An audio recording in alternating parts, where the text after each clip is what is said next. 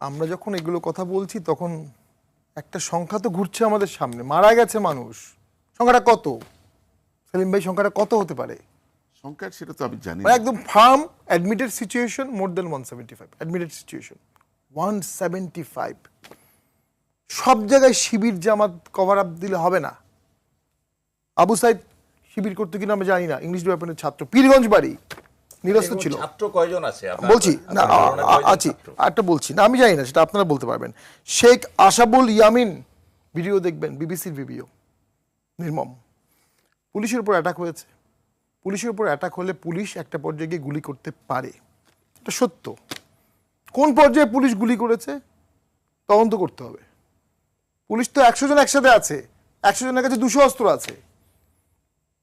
আপনি কোন পর্যায়ে গুলি করেছেন? এজিটেশনটা কোথায় ছিল? ছাত্র আন্দোলনই ছিল, হ্যাঁ, অনেকেই সুযোগ নেওয়ার চেষ্টা